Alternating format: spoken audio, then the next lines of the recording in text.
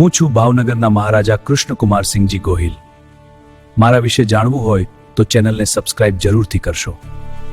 19 મે ભાવનગરની ધરતી પર જન્મ્યા એક એવો રાજવી જે આગળ જઈ ભારતની એકતા માટે પોતાનું રાજ્ય અર્પણ કરનાર પ્રથમ મહારાજા બન્યા, કૃષ્ણકુમારસિંહજી ગોહિલ. 1919 પિતાશ્રીના અવસાન પછી ફક્ત 7 વર્ષની ઉંમરે ભાવનગરની ગાદી સંભાળી. પ્રભાશંકર પટ્ટણીનું માર્ગદર્શન કૃષ્ણકુમારસિંહજીના જીવનનું સૌથી મોટું ઘડતર બન્યું. રાજા શાસક નહીં પરંતુ સેવક છે.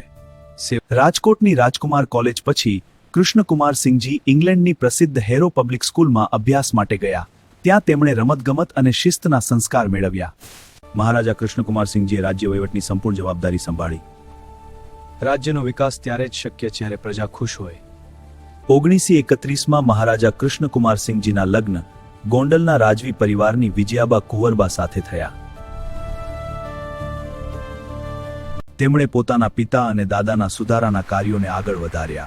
ગ્રામ પંચાયતો, ધારાસભા અને ન્યાયપૂર્ણ વેરા પદ્ધતિથી તેમને ગેચિરિયા સન્માનથી નવાજવામાં આવ્યા. ભારત સ્વતંત્ર બન્યું. મારું રાજ્ય હવે માત્ર ભાવનગરનું નહીં, સમગ્ર ભારતનું છે.